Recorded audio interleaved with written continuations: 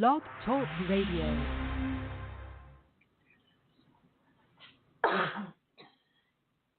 Oh, they're going to stall your music now. Mm-hmm. Of course. There it is.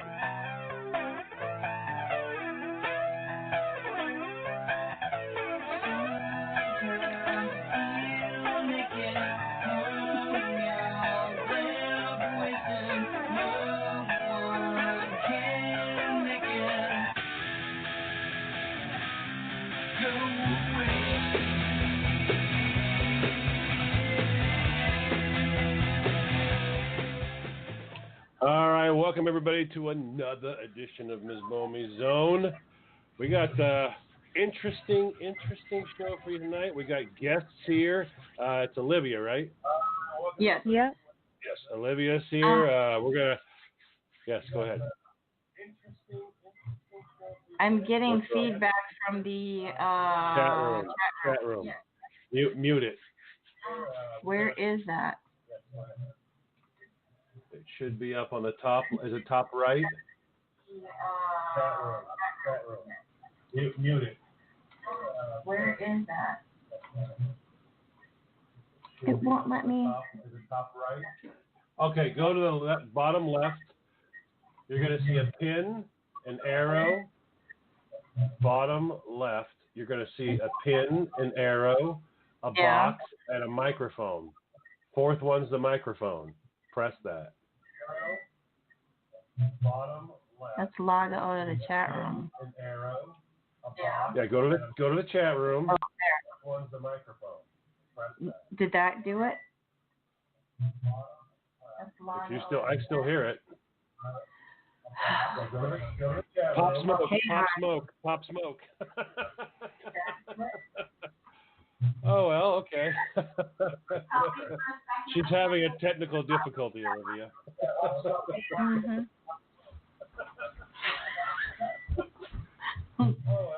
Something always has to go awry.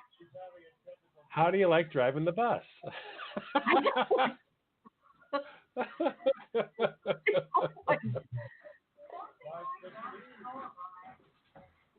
How do you like driving the bus? Oh, okay. Is that better? There we go. There. You're good. Sorry. All right. Oh, brother. Sorry, I forgot about that. Yeah. You can't do anything about it till the show goes live. Yeah, and I'm looking at the icon because John's telling me hit the icon, but nothing was happening. So now I know. Have it noted. Thank you. Mm-hmm. All right. He had to drive the bus for a minute there.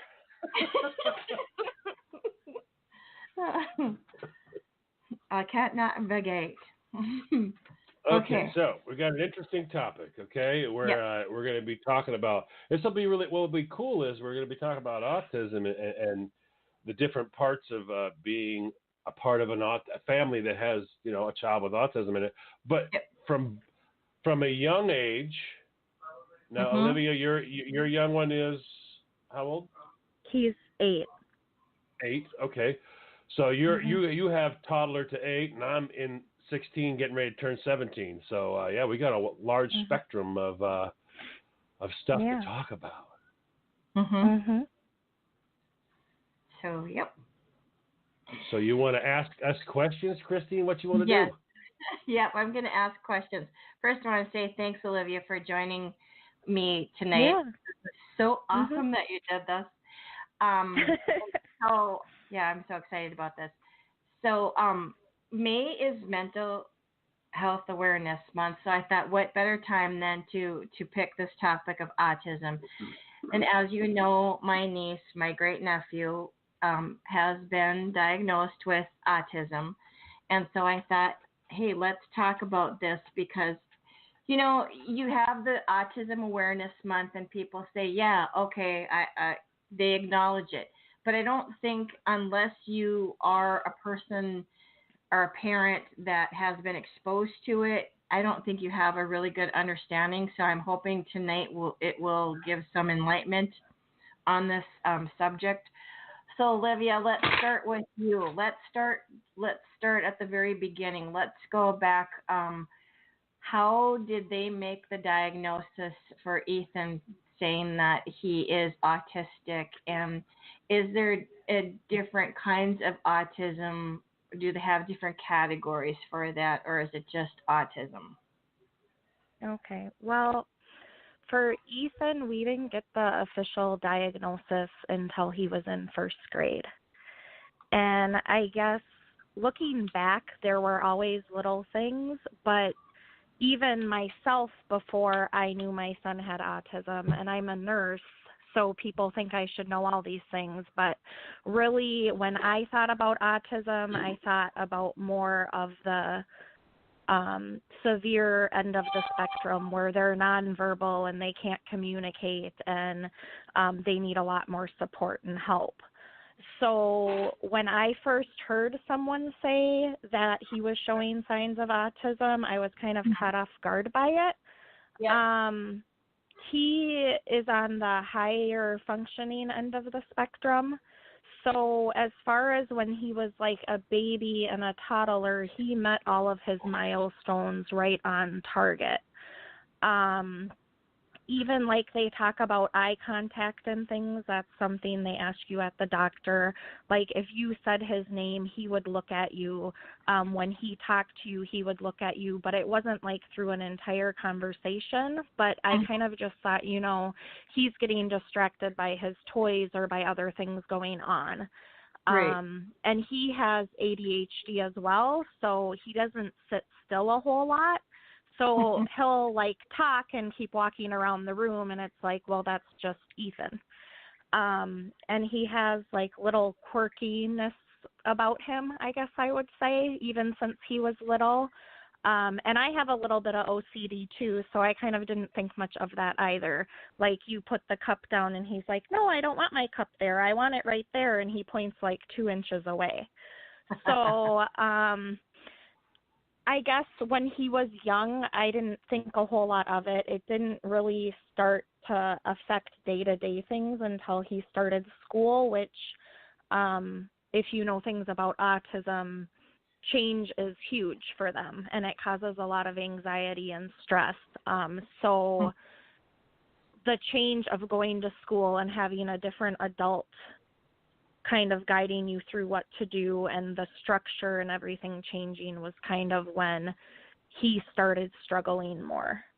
So in preschool, they talked a lot about how, well, he just does parallel play. He never interacts with other kids, and if the other kids try to play with him, he would just like scream, ah, ah, and things like that. So then he had a period of time where he was doing like excessive eye blinking, and they told me to bring him in, but he did it for 2 days and then he stopped. So I guess to me, I feel like some of the people who know more about autism, like the educators and things, they don't really go out and tell you, like, I think your son might have autism or a developmental delay or things like that.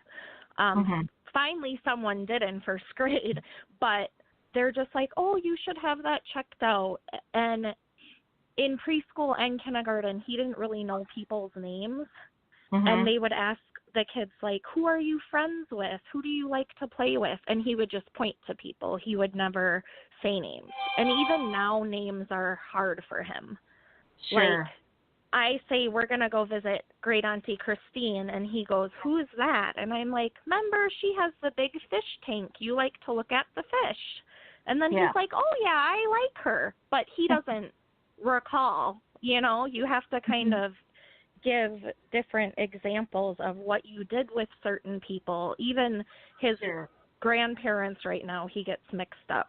And if I say Grandma Lisa, Grandma Margie, Grandpa Al, Grandpa Mel, he's like, well, which one is that? So just kind of things like that. In kindergarten, he had trouble following multiple step instructions, like verbal instructions or written instructions. But when the teacher started using pictures, he would be the first kid done with everything. So, and then he had anxiety. I think kindergarten was a big anxiety time. Like if the teacher left the room to bring the other students, like sometimes who has to go to the bathroom, and some kids do, she takes them there. Well, he didn't have to go, so he stood behind, but then he'd start screaming and crying and wailing because it just caused so much anxiety for him. Sure. First grade was when we really started noticing things were more difficult for him. Like just structure and routine, getting on winter gear, and if he went out of his order, he had a specific order he did it in. If he accidentally put his hat on and didn't put his gloves on yet, and then he caught it, he's like, I have to start all over. And I mean, everything down to the snow pants and boots were off, and he'd have to start completely over. He can't just go on from where he's at. And the bus stopped changing to the other side of the road. He wouldn't go on the bus, and I had to drive him a few days, and the social worker had to come out to help me get him out of the car because it wasn't how he gets to school. But he couldn't understand, and I'm like, there's road construction, bud. They have to take a different way. And he's like, our street is fine. They can still come that way, Mom. So things like that. And just getting overwhelmed at school, and he goes into like fight or flight mode. I don't know how well to explain it other than when things aren't the way he anticipates them, it's like a switch is kind of flipped and he loses control. And that's how he'll say it too. He'll say, I'm sorry, Mom, I lost control. So he's very concrete in his thinking, and things have to just go a certain way. And like, he loves math because it's very black and white answers. It's right or wrong. Art, which is things kids usually don't stress out about, and music are really hard for him because music is loud and he's sensitive to noise and light and things like that.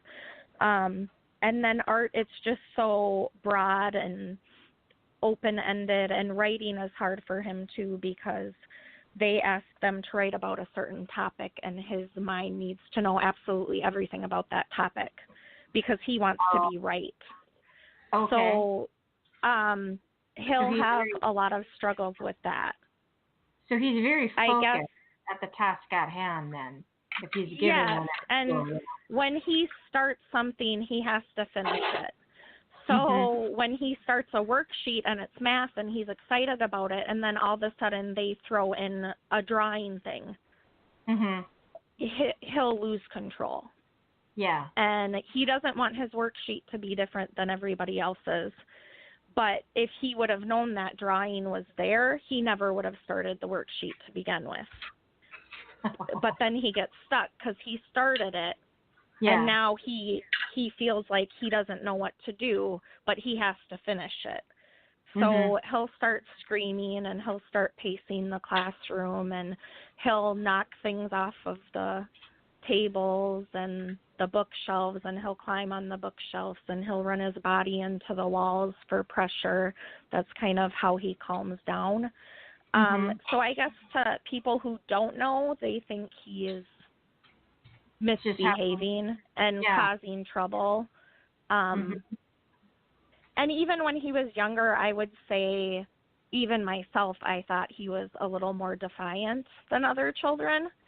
And learning more about autism, I realized that that's not the case at all. He can't generalize a rule from a similar area of life to a different area.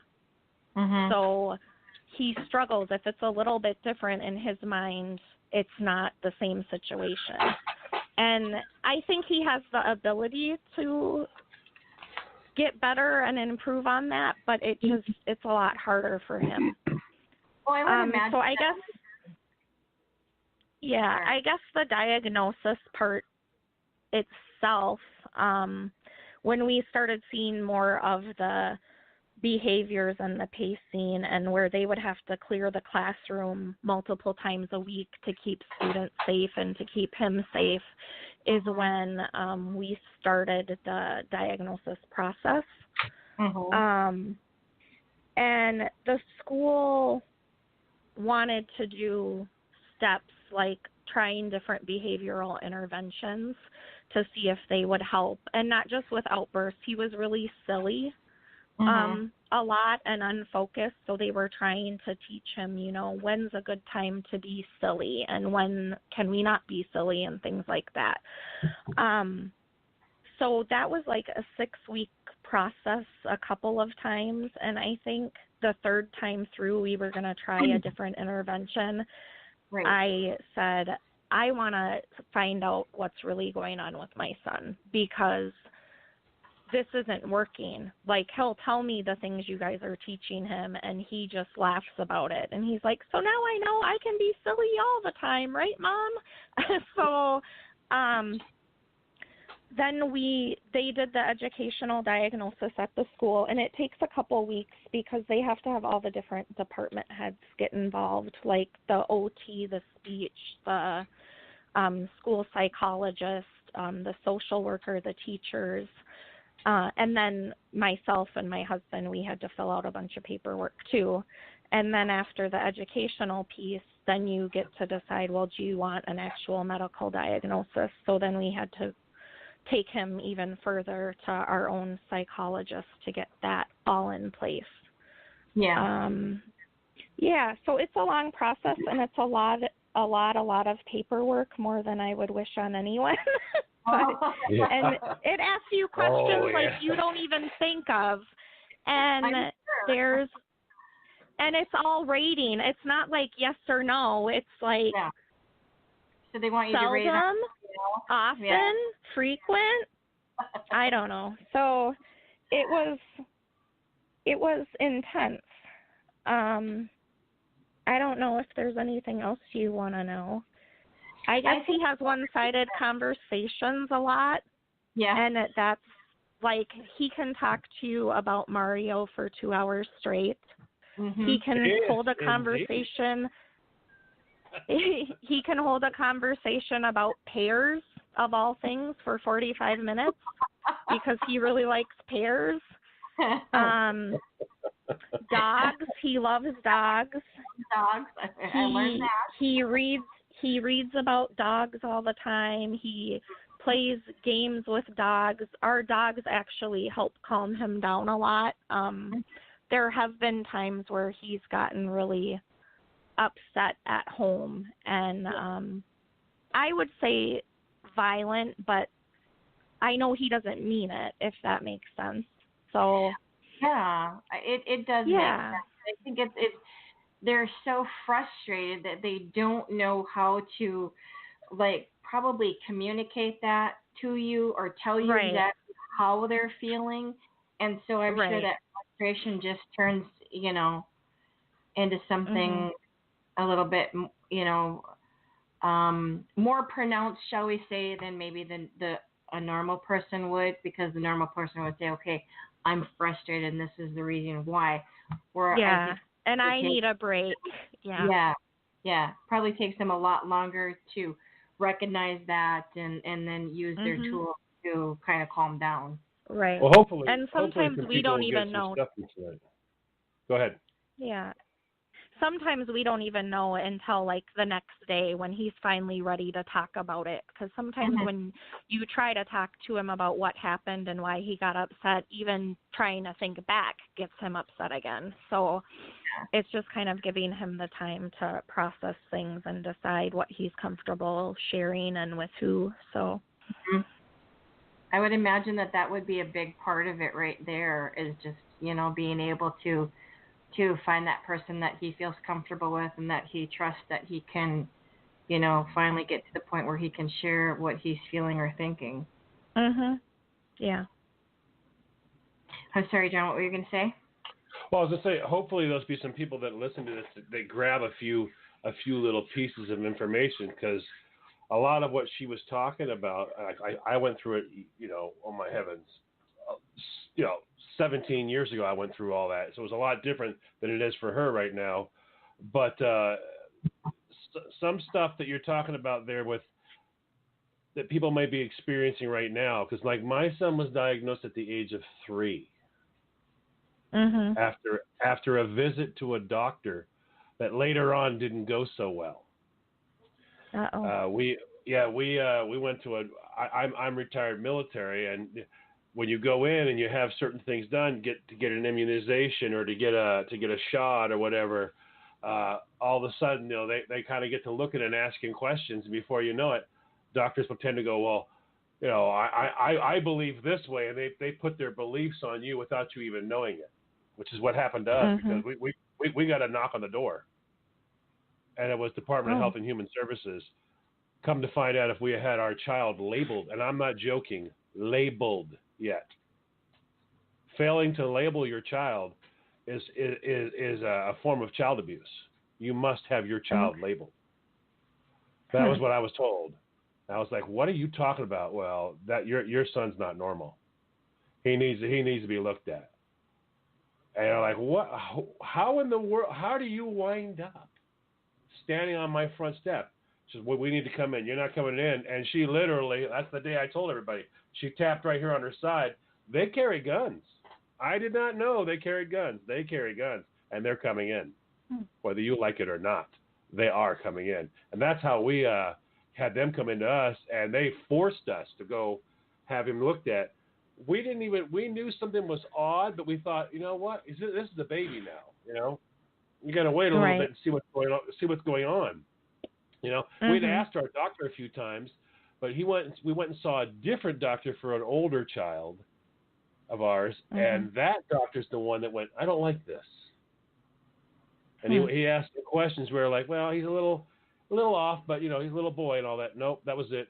This doctor's a believer in having children labeled, so he wanted them labeled. So he was able to make a phone call, and boom, they were at our door. Wow. So it was very. There's some strange parts that can happen for this, depending on where you live at. I'm in Maine, so in Maine, they believe that the doctors kind of can call the shots for whatever. But we were actually forced. We were forced to go down. We went down, and of course, at the age of 3, it's hard to really get a diagnosis of autism, which didn't make a whole lot of sense. Because you got to wait till the child can actually take the psychological tests. When you have a baby that doesn't talk, you know what I mean. He did a lot of hand gestures, closing the hands, open the hands, and we thought he might just be a little. He had just turned 3, so a few months ago he was 2. You don't really put all this onto a kid. Some kids get started a little slower than other ones, but not in Maine. Right.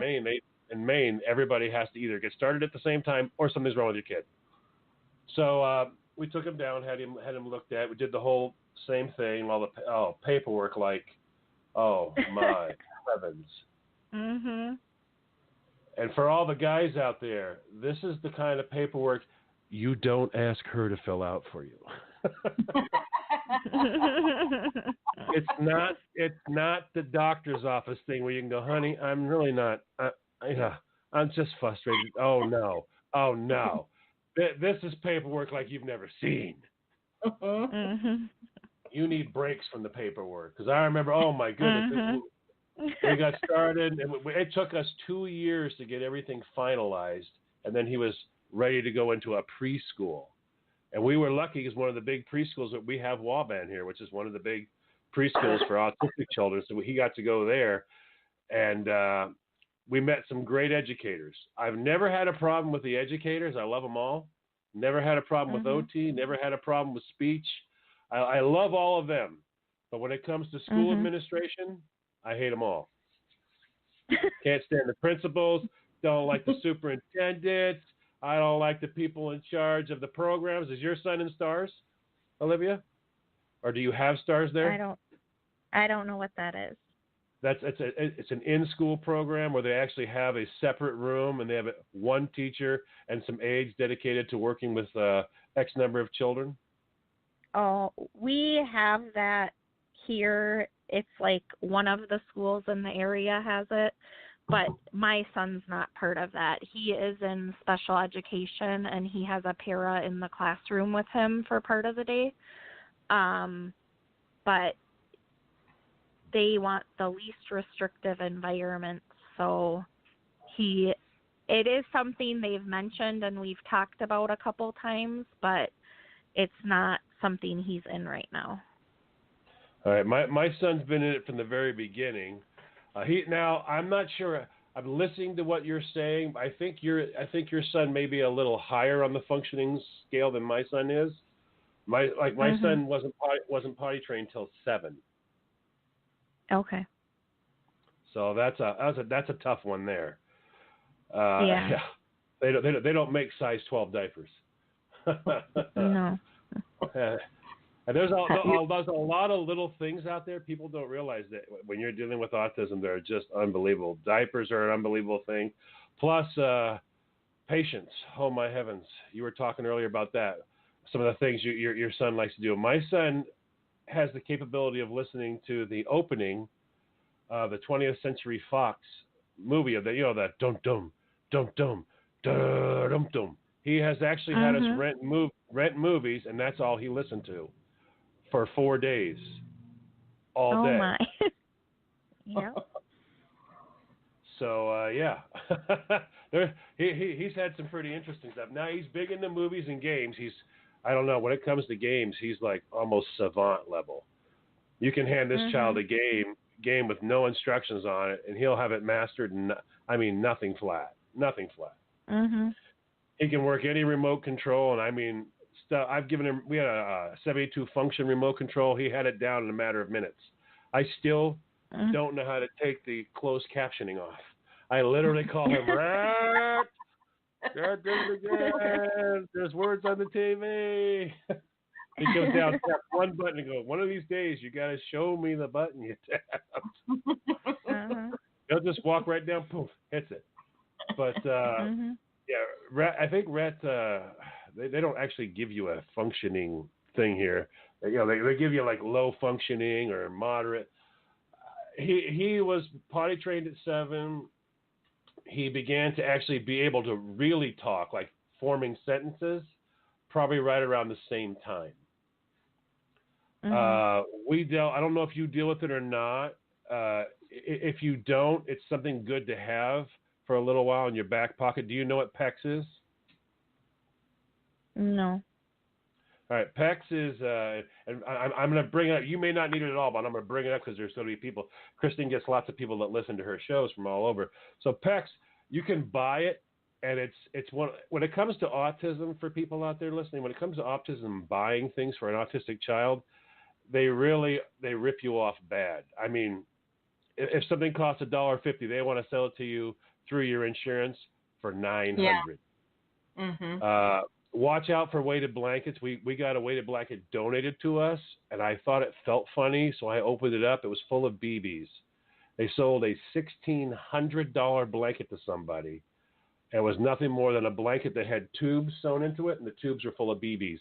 And that's what and that's like a million choke hazards, You can't believe they do that. But Pecs, if you could imagine, Pecs is using pictures that a child has the ability to move around to tell what they want. So you make a book, all right? So figure if you would, a book. Maybe, the size of a small, publication, like a Reader's Digest size. You put 4 pages in this book, and you make little sentences, but you make the sentence lines out of one side of Velcro, all right? So it's a paper laminated, and you put the Velcro across it in lines. Then you take all the cool stuff that the child likes, and you make pictures of that. Just take pictures, and you put a piece of the matching Velcro on the back. And what we would do is we made one on our refrigerator. So we had all of the stuff with magnets on it on the refrigerator, and then we gave them a book. I sent a book, by the way, to do you remember? I always called him Ovi. I think it's Texas Pistolero now, Christine. Ovi. Oh, I sent a Pecs book for his daughter, Rhett's old Pecs book that we made for him, to his daughter. But what they'll do is when they want something, you have pictures of orange juice, you have pictures of apple juice, and apple. For your son, a picture of a pear. All right. And there's one line says "I want," and it's just written there. Another line says "I need." And another line says, help me. So they might go to the I want and put the picture of the pear there. and you're teaching them how to build that sense. But also, if they're having trouble communicating, they're able to communicate with you. It's another form of communication. So that's where we were. Right. We had to built our own Pecs, and he could do it on the refrigerator, and he could do it on his book. And those Pecs books, if you buy them, I think they're like $1,000. So wow. Make your own, folks. Yeah. Buy the Velcro and make your own. I literally, they wanted like $1,000 for the wallboard one, and I walked out, bought a laminator, a pack of laminating stuff, a pack of paper, a printer, came home, did the whole stuff, laminated everything, went to the Home Depot, bought the Velcro, came back, did the whole thing for like, I don't know, $150. I was like, okay, here we go. We have to become experts from Pecs now. But I don't know if you guys ever got introduced to that or not, or if your son was not that in that spectrum of functioning, because we got introduced to that to get the talking back and forth to start happening. Right. He was able to talk like basic needs. It's more when he's upset that he can't formulate what he needs to say. So, like at school, he has visuals of a break room and different staff members that can help him. And he can just point to let the teacher know that that's where he needs to go or wants to go or who he needs help from. So at home, it's not really an issue unless something triggered him to be upset. Yeah, we just went through that here at my home. And the triggers sometimes, and for people out there listening, don't beat yourself up because you may not even know it. It took me hours to figure out when the trigger happened. I had been at a dollar store and we saw like a Mrs. Freshley's, and I was like, wow, I used to have that when I was a kid, so I knew the name. And it was a great deal. And I put these in his lunchbox, Little Debbie's. I put his lunchbox every day. I thought, wow. Bunny bars, it's the same thing he likes. He can have them every day now if he wants. So we went down there to get them, and apparently he wanted some Sour Patch Kids, and I moved on from the aisle. Well, that began to build. Began to build, and then at the grocery store, he got a little upset at the counter, and he starts to get a humorous look about him, a really sneaky, humorous look. So you got this 6 foot tall, 138-pound grown boy looking at you with this mischievous look, and he starts to rock back and forth. He's like, I don't like you right now. And you're like, okay, something's not going right. Something's not going right.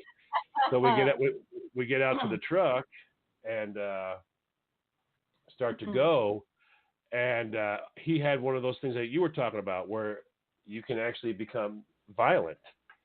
And he climbed between me and the wheel of the truck.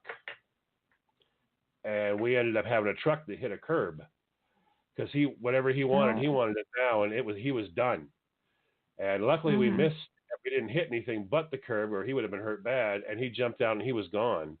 He took off. We had police looking and everything, and he wound up going to the hospital that night, almost hypothermic. Because as he got into the swamp, OCD kicked in. So now you got a boy in a swamp going, oh, my shoes are dirty. So what's he going to do with the shoes? He's going to take them off, put them by a tree. Take them off. Now, as soon as he took them off, what happened? His socks got dirty. He took them off. Yep. Now his pants are dirty. He took them off. And while he was taking all that off, his sweatshirt got dirty. He took it off. And that got his shirt dirty. He took that off. And he traipsed around in the swamp for 2 hours, and he was at 93 degrees when they got him. So it can be quite an ordeal. Quite an ordeal. That brings to another question. Thinking about that. So, Livia, what do you do in situations where you tell Ethan that no, that's not something that can happen, or that's not something that you can have? Like I'll just throw out an example, and this is probably not a very good one, but say he came up to you and he said, Mom, I want a chocolate chip cookie, and, dinner is going to be in 5 minutes, and you don't want him to wreck his appetite. You want to make sure he eats dinner, but he, you tell him no. How does he handle when you tell him, no? Do you explain to him why you're telling him no so that he doesn't go down the path of doing that? If you just tell him no, like, there's going to be issues. There's going to be screaming, pacing, rocking back and forth, crashing his body into walls. Like, if you go near him, he'll start kicking and swatting at you. So we have to explain everything to him. If it's about, like, him wanting a certain snack, you can't just start with no. You have to start with, we're going to have dinner in the next, 10 minutes. And after dinner, if you eat good, you can have whatever snack you want. But if you just start with, no, you can't have that now, it's not good. And the same with other things, like just day-to-day things. If we know that something's going to be different for him or we're going somewhere different, we have to make sure we prepare him for it and let him know, like, the who, what, when, where, why about what we're doing, or he's going to have too much anxiety when we're there. But then at the same time, if you don't, or if you prepare him too early, he might worry about it up until that point, and lose sleep over it. So there's kind of a fine line of when to prepare him and when not to. That's going to be kind of hard, because I can see where that could turn into him might obsessing about it, like what you're saying, and he worries a little bit too much about it. I think for most parents in that situation, it's got to be just trying to find your footing and balance with all of that. I do have to say, though, when you guys came up for, a visit and you had prepared him, I mean, he did really well. I mean, we sat there and we did math and he counted on his fingers and, to me, he was just acting like any other normal, energetic boy of that age. Yeah. Well, you're talking to him about math. I have a special question I want to ask Olivia. Oh yeah. Okay. What? Now you said is it Ethan? Ethan. What's your son? Ethan. What gift has Ethan given you about yourself? What have you learned about you? What's different? Go ahead. I think I just know, I don't know, I feel like he needs me, and like I just feel more appreciation towards myself because I know that I can reach him and understand him sometimes when other people can't. And he kind of helps me slow down and take things in and let him know what's going on, and that kind of prepares me as well. I think he's helped me find out that I'm stronger than I ever thought I was, because not everyone understands him, and sometimes he's paired with people that the school thinks is going to be really great with him, and I'm like, they don't understand him at all. And it's more having confidence to stick up for him and to let people know that, this is my son and there's nothing wrong with him, but you just have to understand him and take time and build that relationship, because if he sees you coming at him and you're a face he barely ever sees, like, he's going to lose it and he's not going to calm down for you. And you need to give him the time to get to know you on a personal level and let him know that you're there to help him to build that trust. And I think before, like, I have an older daughter, and it wasn't that big of a concern, and I didn't want to rock the boat and I didn't want to offend people, but he's kind of given me that confidence, like, you need to say what you need to because you need to make sure that he has a better life and that he's not labeled as this defiant, rude troublemaker, you know? That's fantastic. I love hearing you say that. That's one of the things. That's one of the things that you can walk around on eggshells and eggshells and eggshells until I remember it hit me one day. It just hit me. I'm in an IEP, and and for any parents out there who are just getting into IEPs, listen to what I'm about to tell you because this is important information. This came from a lawyer who I called. I literally was in the middle of an IEP, and they were telling me to be quiet. Turned around, looked at me. Principal said, "Do not address my employees." I said, "Your employees, do not address them." I was like, "When you address me, I will ask the questions." I was like, "What in the world is this?" I said, "I got parental inclusion. I'm part of this. I am his advocate." "You are his advocate?" "Yes." "You can be here. I am in charge," he said. I said, "Well, I'm going to the bathroom." I got on the phone, talked to my buddy who's a lawyer. I worked for Men's Warehouse, so I was very fortunate. I had lots of lawyers that I addressed that were very happy to talk to me. And this one lawyer said, Oh, no. Why would you walk into the lion's den? Why are you asking the lion questions in the lion's den? I said, "What are you talking about?" "You have to get out of there right now." She said, "Go back in the room, pick up your stuff, go outside in the parking lot, and call the school. Do it now." And I literally got up, went outside, and called the school. Asked for the lady who was in charge of the IEP, who comes from the state. You know what I mean? You know what I'm talking about. They always send somebody who keeps notes and all that. And if you do it in the school, the principal's in charge. So that lady came out. I said, I am right now going to exercise, and people listen carefully. This is important. You have the right to cancel the IEP on the spot. And you, as the advocate, can reschedule the IEP within 7 days. You have that right to do that. And that's in all the states.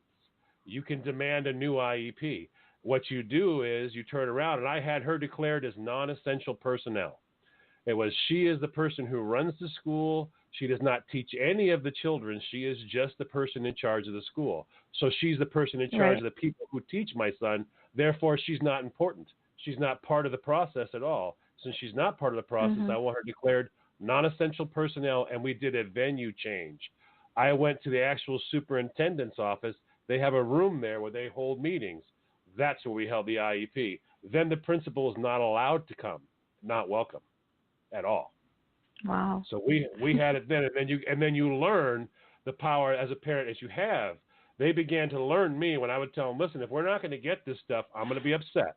As soon as I get upset, I'm going to get up and walk out. I'm going to walk out of here, and then I'm going to schedule the IEP again in 7 days." And don't you have people in all these classrooms right now? Are these all like substitute teachers you have in here while all these teachers are here doing IEPs with me? The answer to that question is yes. I said, "Well, good. We're going to have to get those substitute teachers here again for next week because I'm going to call another IEP. And if you start playing with me on that one, then we're going to go ahead and call another one. We'll just sit here and keep calling them until we get the final one done." And you have that right. And sometimes people, I'm not saying be belligerent to be belligerent, but sometimes and they will try to push you around. They're trying to cut, "Well, I don't really think he needs 2 hours a week of speech." You're like, "Look, he's not forming a sentence." Yes, the child needs 2 hours of speech. And a lot of times you'll find out you might get 2 hours, but they do paperwork for 1 hour. So your child's getting robbed of an hour. And when you find all this stuff out, it's better to learn from somebody else telling you about it than to learn the way I did. I found out from how in the world is he going backwards? And a lot of people don't realize they have summer school. Almost every state has it available in the actual school the child's in. They actually have school all summer for these children, so you don't have a regression issue. It's not for every parent, but it is out there. If anybody, check with your schools and find out. But it is out there if you need it. If you feel your child, like my son, would have regressed if he had been out of school for 4 months and we weren't practicing all the time, the way the school practices with him and OT and all that, then he would have regressed. So we had to fight to get him summer school. And finally, they just gave in and started doing it. I don't know if does your son take summer school? No, he does like a private tutor last summer just for reading and writing. Just because I wasn't sure how he would deal with like getting used to the new teacher and the new kids and the setting and all of that for summer school. So we just did a one-on-one tutoring. That's good. Yeah, if you can do that, but that's we'll good. See what we do this year. Yeah, there's a lot of stuff, and there's nobody, by the way, to teach any of us. There's just nobody. I mean, no one showed up at your house to teach you, Olivia, right? No, not at all. No it was kind of like house. they tell you your son has autism, and they say, oh, he might benefit from speech and OT, and the school will do an IEP and get services, and that's about it. And then you kind of fend for yourself on everything else. Yeah, and some or parents you blindly trust up. people. Yeah, never do that. Right? Yeah. I've had parents that have sat there. I've gone in with other parents where they just sit there and they go, well, they're usually pretty good. No, I said, don't ever do that. Don't say anybody's pretty good at taking care of your kid. You have to take care of your kid. They go, well, he has an advocate. If his advocate isn't called mommy or daddy, then he does not have an advocate. Mm-hmm. And I had one lady that actually had a state advocate. I'm like, how do you do that? How can somebody who works for the people who are doing this and want to shut your kid down be the advocate? I was like, you just can't. You got to be a part of it. It's a lot of work. You got a lot to learn. When you have a child with autism in school, you have a lot to learn. That's the question that I have too. Is that the hard part from looking at it from the parent's perspective? Because it's not like you're getting this manual. It's not like anybody is telling you you should do this or you shouldn't do that. So how do you feel at times, Olivia, when you're trying to navigate these waters? I mean, is there times where you feel like you have more confidence and understanding, maybe more so than maybe other times or other situations that might, arise? Well, yeah, I mean, it's all situational, but I just trust my gut a lot, and that I know my son, and when he does certain things, like sometimes the teacher will say there was no trigger, he was perfectly fine, and then he started doing this, and I'm like, well, then there was a trigger, whether you noticed it or not. Something happened, because he doesn't just do that.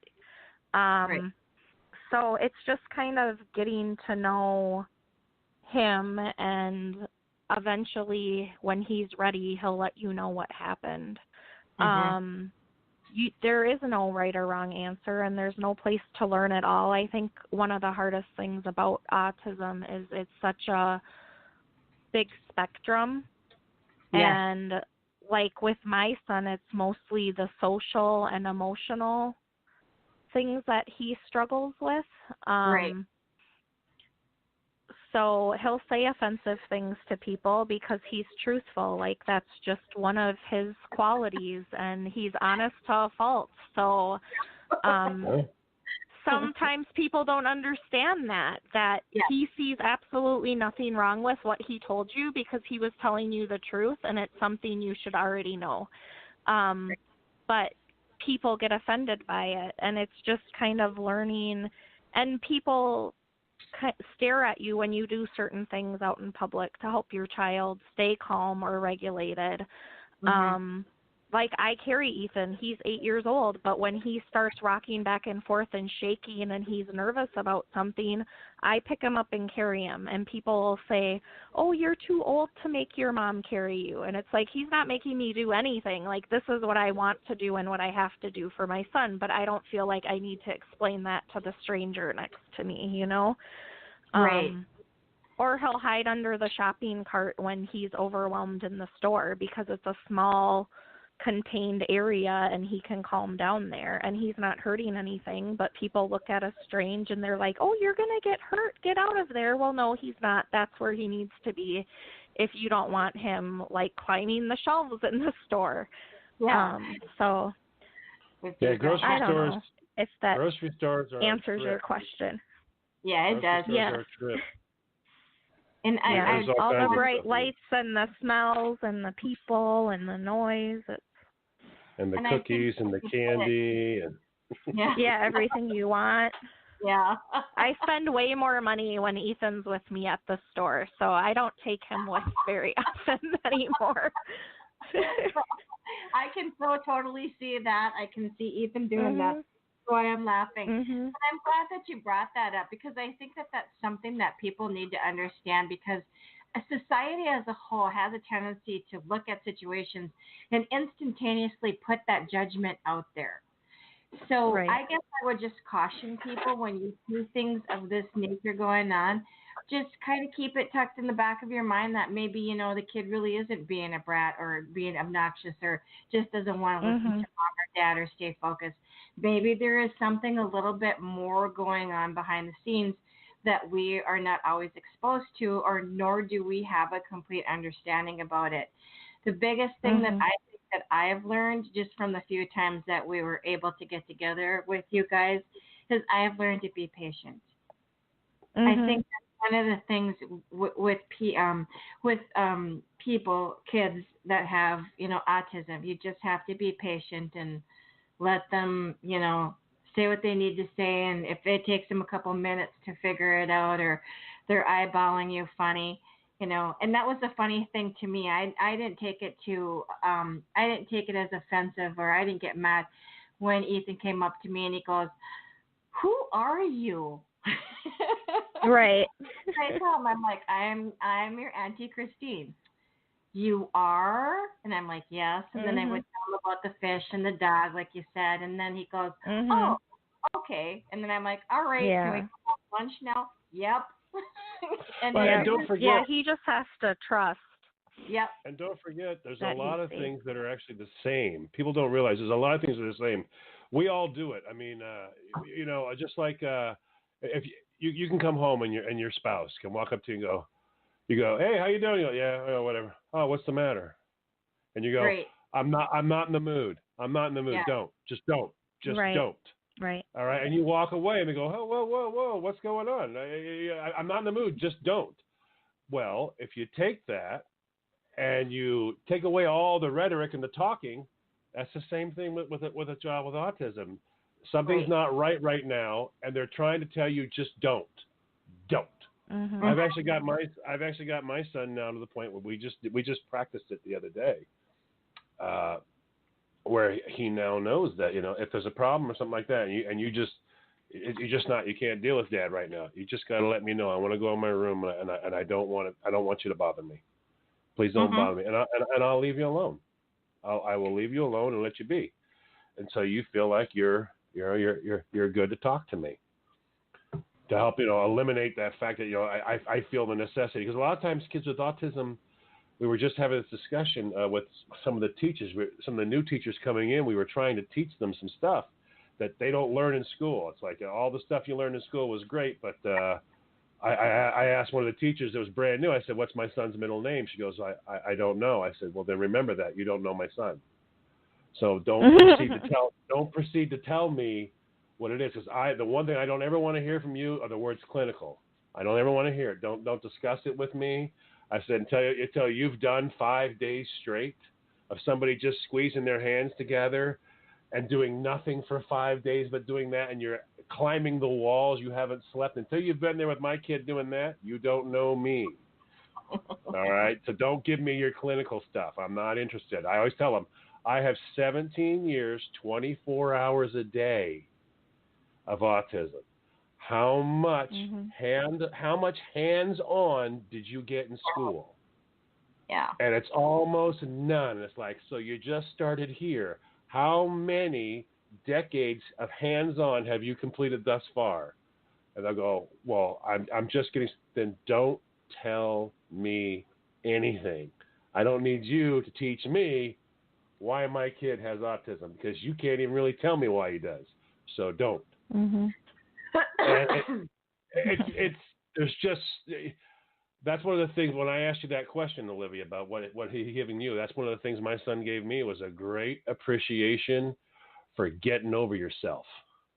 As dad, you just need to get over yourself, Because some of the stuff you're like, Smile Money was just saying his grandson, if he doesn't like it, he just throws it out of the cart. That's a big thing. And I mean, my son's done that. Nope. On the floor it goes. And you go, okay. Now I just bought that and it's smashed. So now we got to figure out something. So one of the things you learn as a parent is behavior replacement. And that's one of the things that piss people off in the grocery store. When your son gets upset or your daughter gets upset, and you cut a deal. Listen, if we can just finish grocery shopping, all right, I will get you the Tootsie Pop. And then you get the lady in the aisle at the end of the aisle going, excuse me, honey, excuse me, what? You don't give them the reward. If you pay them to behave, they're gonna, and that's when you just turn around and you're like, oh, did you just? Oh my word! I want to be honest with you right now. My kid's very honest, and I want to be honest with you right now. Yeah, I've had to back a lot of people away. I mean, I just became that dad that go, what, did he upset you or something like that? Do you want me to hold him down while you hit him? And they just look at you and go, what the hell? You go, well, seriously, what's the matter with you? You just felt that your life was in such check and so amazing, you were going to stop and tell me that mine's wrong, and I should probably take lessons from you. Well, I don't stop people or strangers in the aisles and tell them how to teach their children how to behave, so move it along. He's taught me just don't just get over yourself, Dad. Before, when I took him to the grocery store a few times, Christine, I was embarrassed. I was just like, I'm hiding, you know what I mean? He's knocking things over. You know me. Oh, no, now I got to fix the aisle. I got to sit here and straighten the entire aisle now. He's got both hands up, running down the aisle. I'm going, oh, my God, I'm going to be here for hours. And eventually he just taught me, hey, look, I'm here, Dad, so get over yourself. And they do. Well, I think we're down to our last couple of minutes here that we have. I can't believe how fast that this hour has flown by. It's just crazy and amazing. Just wanted to do a quick shout out to the people in the chat room. I see that there's Boondockers in there, and there's also Smile Money. Thanks for joining us and having a little interaction there in the chat room going on. So, yeah, I hope that people that are listening now tonight live and that will be listening in podcast will just kind of walk away with a little bit better understanding. I mean, the struggles that both John and Olivia have shared with us this evening are obviously very real. And I just want to say thanks for sharing that. I know that's sometimes certain things aren't easy to talk about or bring to the forefront, about, the behavior of it all and, how they act and how they behave and how do you, get through the daily grind. I think the daily grind for me would be the hardest. I don't know for the two of you if, that is something a little bit more hard to deal with. And by the daily grind, I mean, making sure that they're getting up and they're going to school and they're getting all the proper things and you're talking to the proper people and, you're getting what you need for your child. I think with people that have children with autism have that a little bit more on the forefront than, say, a child that is more streamlined, normal, shall we say? Mm-hmm. It's also good for us. I don't want to speak for Olivia, but I know for me, it's also good to sit down every once in a while and be able to just talk about it. Yeah. It's nice to go, you know what? I'm going to talk about this for a minute, and hopefully there's somebody out there who goes, oh, my God. Yeah. It happened to you, too? Yes. And that's another thing, too. I mean, I'm sure as you, Olivia, will continue to walk through this process with Ethan through his whole life, you'll probably come across people that, are in similar situations and maybe just having that validation, is just something that you can just go, okay, I'm not alone in this process. Right. That's really helpful. It is. We're down to our last 30 seconds or so, so I just want to say, Olivia, thanks so much for joining us. John, thanks for sharing stories. Thanks, everybody, for listening. We will talk to you next week. I'm not sure what the topic is going to be, but I hope everybody has a good night and a good week ahead, and we'll be back next Saturday. Thanks, everybody. Any last words?